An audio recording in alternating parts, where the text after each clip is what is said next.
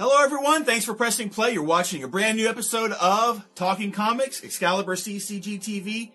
Every week we come together to tell you about the great comics hitting the shelf. We are talking about June 29th, 2016. I'm Chris. My co-host Randy here. We are Excalibur, Comics, Cards, and Games here in Shreveport, Louisiana, as well as in Texarkana, Texas.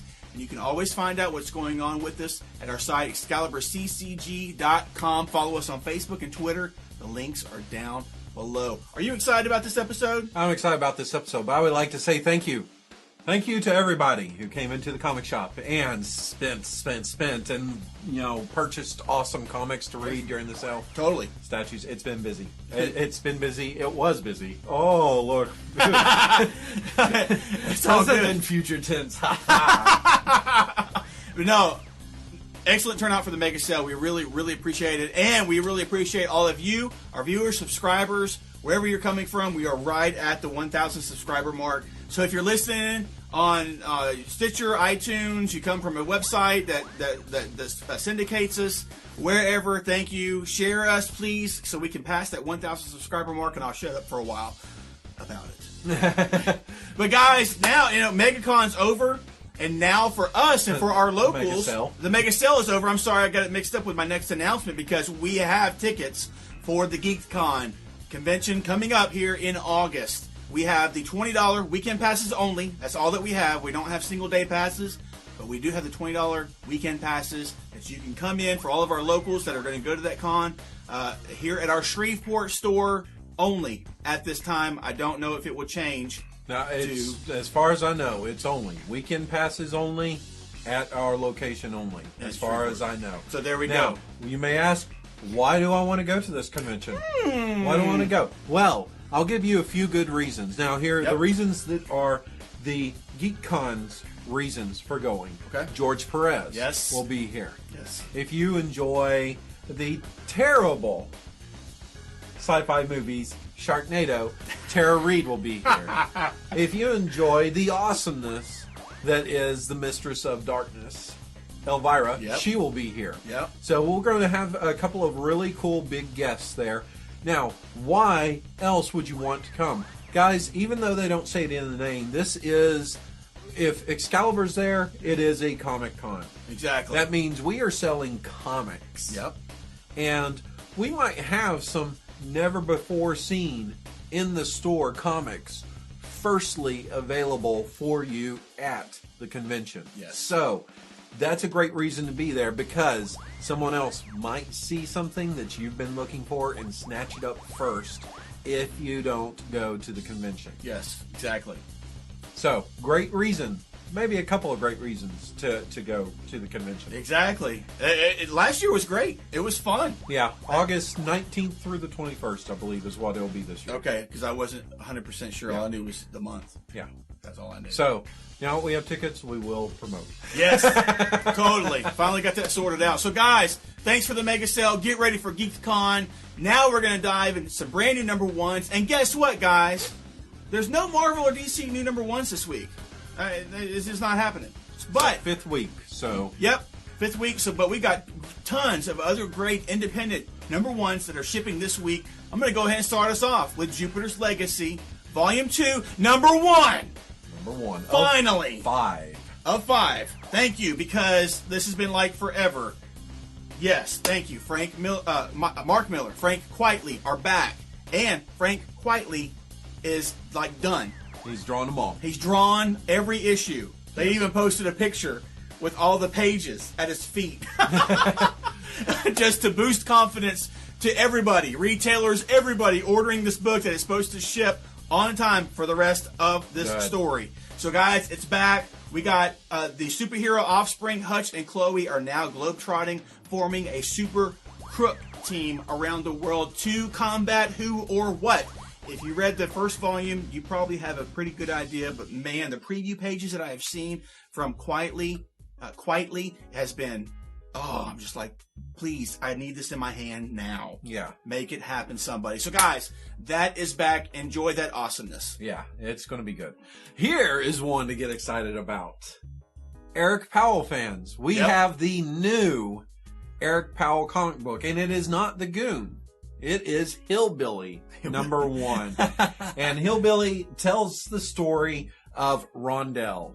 Rondell is this lonely figure that walks along the Appalachian wooded hills amongst the fairies and witches and all other folklore, magical beasts and creatures, and is kind of their hero. He's, I guess, their protector within this gritty world. So we'll see what exactly that means.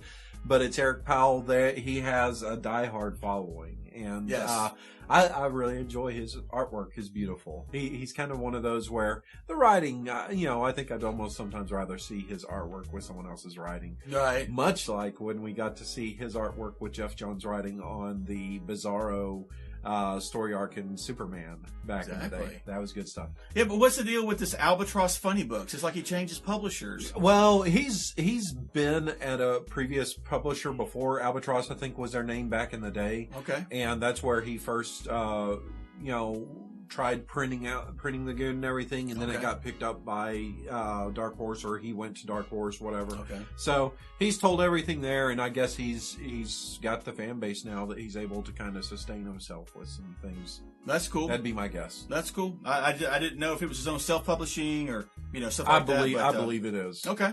Well, good for him. Hillbilly number 1. All you fans of Eric Powell out there, you know who you are. Moving on, Cryptocracy number 1. Buzz and I talked about this week before last.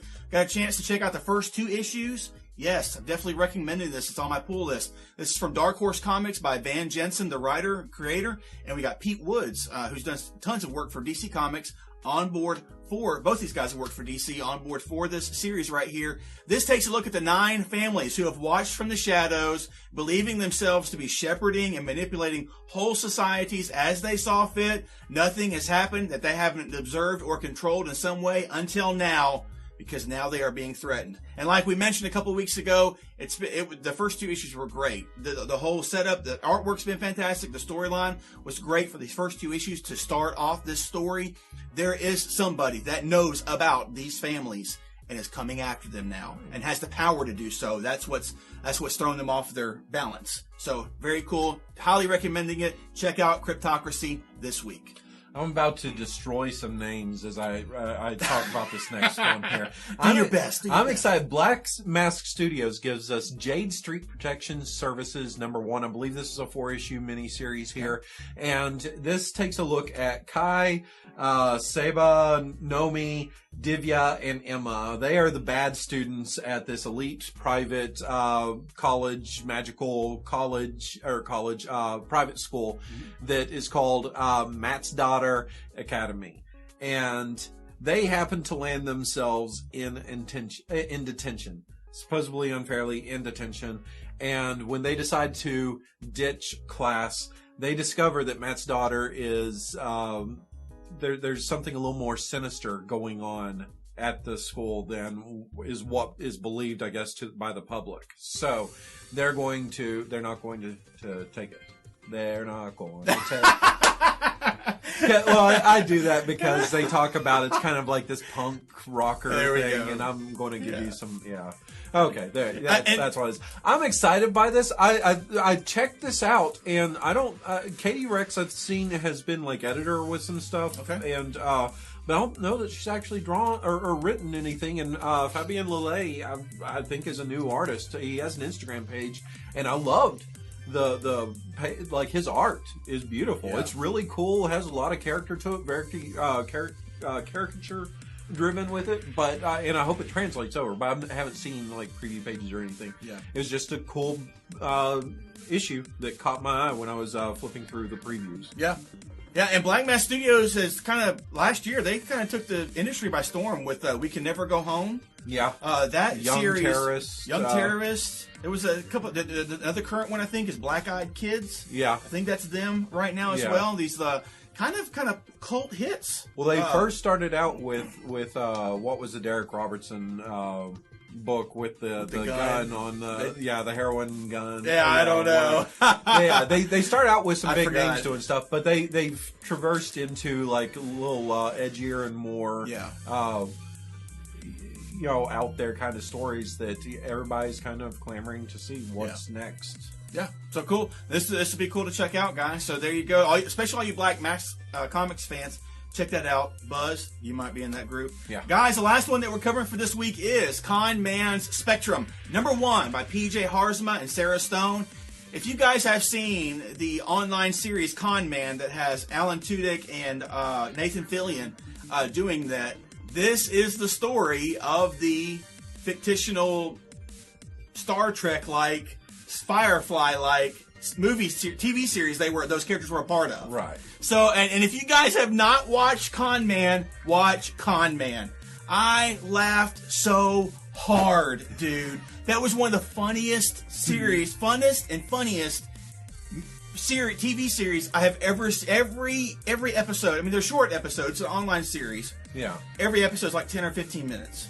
It's not long, and that was they were just hilarious. I loved it. It's a little bit on the adult side, sometimes on the raunchy side, but it was great. But guys, this is the story of Spectrum, the TV series, and those characters that are showcased in the Con Man TV series. We get to take a look at the survivors of a brutal alien invasion as they try to take the last military base on Earth. They're ambushed and outgunned, but pilot Cash Wayne and Captain James Raker have to figure out how to escape in a spaceship no one has ever flown. So there we go, guys. And have fun. You might already have gotten a little peek at this from the Free Comic Book Day book that they put out. There we go. Yeah. Stemming from Free Comic Book Day, hopefully you put in orders for this because you liked what you saw. Yep, exactly. So guys, there we go. PJ Harzma is actually writer and producer or executive producer on the Con Man mini TV series, the web series there. So if it's anything like that, it should be fun. Cool. Guys, those are the new #1s. Nothing from DC, nothing from Marvel. They've got their events going on, the rebirths going on, and Civil War stuff that's happening. We are going to dive into some storylines, and we do have some Civil War tie-ins to start off with. Randy, what do you have, sir? Captain Marvel #6. Number 6? You have number 6 written there? I had number 8. Whichever it is comes out. This week.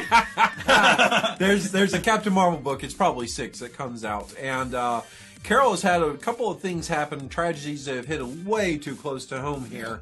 And she's still reeling from it, but she's still having to fight for what she believes in. She's probably about to come up against her toughest fight yet. I'm really hoping they're not going to do everything I've heard this with, kind of making her the big outlaw with everything. You know, she's the #1 most wanted red or something. Yeah, everybody's turning their back from her because I don't know how you predict that with us being 2 issues into the story and nobody having chosen sides already. No, really No. Only like She-Hulk maybe. Well, She-Hulk just said fight for it, but yeah, but I mean it's basically, Tony Stark's the only person who's decide something else. Yeah, exactly. So I'm not sure what's going to go on, but I guess they're giving her kind of Tony's role from the first one, where he seemed right the whole time until he was wrong. And I'm sorry, I didn't know. I didn't mean for them to die. Exactly. We'll see what goes on. Also, guys, Uncanny Inhumans #11. Guys, this is going to be Inhumans versus Stark Industries. That's all you need to know. I'll tell you guys right now. Make sure you add this to your pull list if you need to. This is some big first appearance here, so that means that the speculators are going to be out in full force. Yeah. Okay. Yeah. Yeah. My sources say that it's going to be one of those books. So be on the lookout if you're wanting to read this. If you're reading everything that is Civil War related, add this to your list. Make sure it's there so that you don't miss out on it. Okay. Yeah. Very cool. What you got? We're going into the Apocalypse Wars now. And with that, we have Extraordinary X-Men #11. The X-Men are trying their best in the future. The Extraordinary X-Men #11, Extraordinary X-Men. They are trying their best to prevent apocalypse and to make sure that the mutant population survives and continues here. But it's being made very much more difficult for them when there is now a Wolverine with this Venom symbiote that is about to attack. Yes! So we'll see how they handle that. Nice. I don't know. That's a pretty big threat right there. That is. Wow. It's a cantankerous old man Logan Wolverine Venom symbiote. Old wretched man with the attitude. Guys, Uncanny X-Men number 9 continues Apocalypse Wars. This takes a look at Psylocke and Magneto as they embark on a mission to save Archangel's life. And they also face off against Phantom X. And Sabretooth and M make a horrifying discovery in the Morlock tunnels underneath New York City. So guys, there we go. Those are the storylines that we're covering for this week. Tell us what you're going to be checking out in the comments below, because you know we want to talk to you about that. Now it's time for favorites. These are the comics that are going to be at the top of our stacks, and we got some doozies this week. Randy, what is first up for you? Oh, believe it or not, first up for me is Captain America Steve Rogers number 2. In this issue, Steve's going to have to confront a ghost from his past. A past that somehow is has been created to say that he's something else. I don't know, a Hydra ghost from the past. I don't know what's going on. I don't know. I'll read it. Let's move beyond this so we can get. Come on, Nick Spencer promised us if you enjoyed the old-timey globe-trotting adventures of Steve Rogers, then Captain America Steve Rogers is going to be the book for you. I want to see that. You're ready to get to it. I'm ready to get to it. Exactly. That's my stuff that I want to see. That's my jam. What's next for you, bro? Next for me is Darth Vader number 22. Guys, we're almost to the end of the Darth Vader series. 25 is the last issue. In this one, it looks like, I don't know if this is the big battle between, but this is Darth Vader versus Silo. They, all the cards are on the table there, and everybody knows just who's been playing what. And there's also, it's got to be getting close to the end for Dr. Oh crap! I can't remember her name. Aphra. It has to be getting close to the end, and there are so many people online begging. They're like, "Don't kill her! Don't let the." She's nowhere to be seen in any of the movies. So she, unless she retires off to some world and is never seen it from again, she's going to die. Yeah, I don't see Vader showing her any mercy. It would be ridiculous in how he has shown nobody else mercy whatsoever that he would suddenly do that here. Yeah, I'm not seeing it. We'll see. So guys, up for me, Leaving Megalopolis, Surviving Megalopolis, number 5 drops this week. This takes a look at, this series has been fantastic, number 1. You should be reading it. Get the collected edition of the first volume, get the collected edition of this, get the individual issues, I don't care, get it and read it.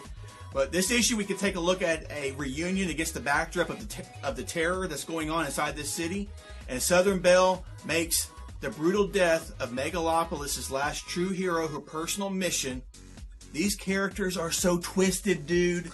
It's like, it's crazy. They're very, very twisted. And then we get to take a look at something else that may be coming from the very bowels of the earth itself, which was hinted at in issue number 4. So yes. Great job by Gail Simone and Jim Caliafor. I'm loving it. And one of my favorites, obviously, East of West number 27. We get to take a look at Death finally gets another step closer to reuniting with his son, the Beast. Yes. And there's going to be so much more of this to come. I love East of West. Guys, those are our favorites. Those are the comics that are going to be at the top of our stacks. Some of the first comics that we read this week when they come out. What's going to be at the top of yours? Let us know in the comments below. You know what time it is, guys. Now it's time for our question of the week.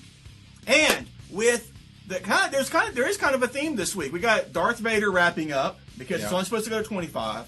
The solicitation for the Con Man Spectrum book said the canceled too soon show within a show. Yeah. And then another comic that Randy and I don't know if Buzz is on board with it yet, or if he ever was, is Starve. Number 10 is the final issue of that series, which kind of came out of nowhere for us because it's been a fantastic comic series. Yeah. Guys, that leads to our question of the week, and that simply is, what comic series or multiple comic series have ended way too soon for you that you wished would continue, that just you wish they would have kept going on and on? You loved them, you want more of them even now. So Randy, what do you got, bro? You got any ideas? This is a tough one for me, especially because this one I really needed to think and prep for. The original X Factor series was one of my favorite books, and they were building up to a brand new team and all this stuff with it, and then Marvel like pulled the plug on X Factor. Mm-hmm. It's like 149 was the last issue, and they spun it into Mutant X, which was an okay series. I mean, Mutant X never had the same vibe as the original X Factor, so I mean, it went a long time. But within the world of X-Men and, you know, back then long-standing comics, that was one that for me was cut way too short because I wanted to know what was going to happen next with all these characters.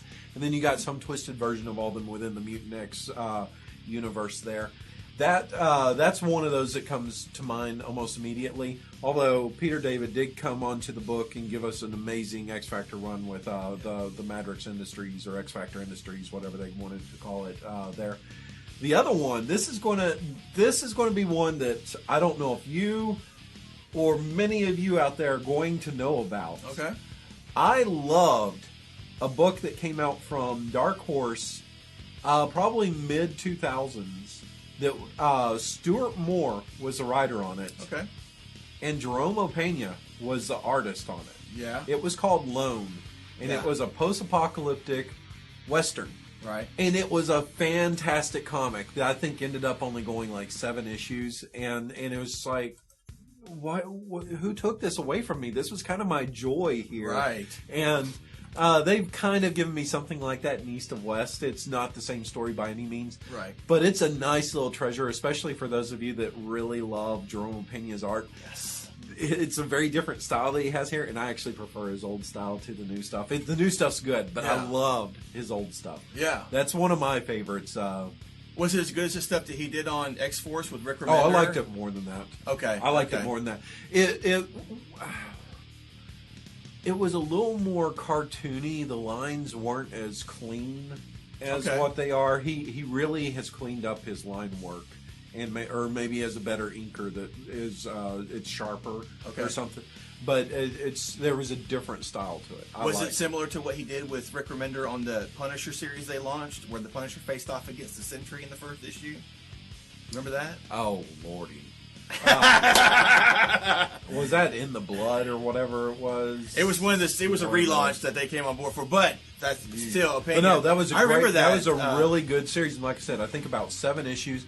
And then I'm going to throw this one out there. Okay. I'm going to go maybe even a little more old school than that. And I was a Joe Mad fan in Battle Chasers. Yes. Battle Chasers is one of those books that I loved. And come on, I know there was TNA to it. Come on, but it was a cool story. Yeah. I mean, I enjoyed that. I enjoyed Warlands, and I hated that Warlands ended. There were just some really cool books that were coming out that kind of catered to the fantasy aspect of everything, and I love a good fantasy story, sci-fi or fantasy story, and so they gave me that. And I'm not one of the people, I've said it many times, I'm not one of the people that came in with the Silvestri, McFarlane, Jim Lee, Rob Liefeld era. Yeah.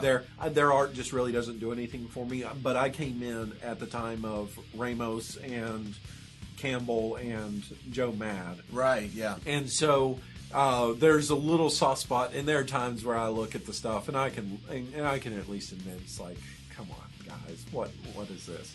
But it's still fun art for me. Yeah, exactly. Yeah, because those three guys did their Cliffhanger Studios. They started Cliffhanger, and then you had Chris Bachalo do a steampunk series out there shortly after, and that was nowhere near as awesome. I mean, it was fun, but it was nowhere near as awesome as his own stuff, and it was plagued by tardiness because he was inking himself. Yes. Well, you know what I remember most about that? I loved Battle Chasers back in the day. Yeah. Because Joe Mad. But then also I loved Crimson back in the day. Crimson was really good. Humberto Ramos's artwork was fantastic. Yeah. But Crimson had a good beginning, middle, and end to it. It did. It was and it's out of print, but I think you can find like a big collection on it. Yeah. It's well worth checking out Crimson if you haven't seen that. Because they used just some of the industry's top of the line inkers and colorists at the time. There, just look beautiful. Yeah. Yeah. What are some books for you that? One that really came to mind thinking about it was a series from DC Comics several years ago called Bloodhound. Oh yeah. It got a series, and then it canceled, and then they brought it back from Dark Horse, and then that was it. Right. That was it. They did that. They at least did that because The Mighty was a phenomenal series that Tomasi and Keith Champagne were doing. Yeah. And they did like a little 0 issue or something at Dark Horse, and then they've done nothing. So I'm waiting for more of that. That would, but they were both around the same time. Exactly. Bloodhound and The Mighty. They were, and even more recently, like last year, Secret Identities ended by Jay Ferber. Yeah. And the artist for that, Ilianis for something, can't remember exactly off the top of my head. That like ended abruptly. Issue number 7, we're done. Yeah. You know, it's like I want more of this. And then Starve. I mean, I'm really digging that as well. Darth Vader, I'm digging. That's going to be wrapping up soon. But then another one I thought about too was the Paybacks that was being published from Dark Horse. Yeah. And that got canceled there, but it's been given new life over at Heavy Metal. Oh, has it? Cool. Yes, it's going over there. So those are some. If I'm not mistaken, I think Samney may have been the artist on The Mighty. I don't know. I'll have to go back and look. Was at it that. him? It had a very Samney style art to it. Yeah. But sorry, Cluster. That's another really good one. Cluster. I mean, they were doing a great job of that at Boom Studios, and then all of a sudden you look and you're like, wait, issue 8's the last issue on that, Right? Or 7 or 8 or whatever. But yeah, give us an idea of some of those that you're. And he popped this question on me right before the video, so it's me trying to pull up. I'm probably going to throughout the next couple of days, if I'm not dealing with stuff. Go, there was this book. You know, this one. Planetary was one of those where I felt they kind of wrapped it up too soon. Global Frequency, but that was always a 12-issue series. I know, but I want more of it. Yeah, it went through its full rotation of what it was supposed to be. Yeah, but yeah, it was amazing. Yeah, that was yeah. And then honestly, like the first volume of The Authority. Yeah. That did have a quick ending. And I'll tell you what's going on right now is Kieran Gillen closed out Uber, and he said, okay, well, this is the end of like the first volume of it. And he told us that the second volume would continue in January or February, and we're into June now, almost July. And I still have not seen any solicitation for it. So, I mean, did you read it, Uber? Most of it. Gruesome but awesome little series. And I don't like war stories for the most part. Yeah. And I'm not a fan of alternate history, all that stuff. That's just not my cup of tea. But man, they had a good one with that. Was a great one. A lot of concepts you didn't even think about introduced and explained and hurting addressed. your head with some of it. It was really good. It was really good. So guys, I mean, and you'll probably name some stuff, and then we'll see the comments. We'll be like, "Oh yeah, But guys, what comic series have ended too soon for you that you wish were still going on, that you wish you still could pick up and read? And I'm just going to say this: no saying some series that went like 500 or 600 issues and they canceled it to restart it. Nothing like that. We're not talking about that. No, we're not. We're not. Because I know you're going to get some old school Skip or somebody who's going to be like, well, you know, I really liked my Avengers, and then they canceled it. And then they restarted it, and then they canceled it, and then they restarted it. No, we're not talking about that. Don't do that. Yeah. A series that was a series unto itself, basically, that was great while it lasted, and then stopped. Yeah. Because there's all kinds out there. Pour one out for it.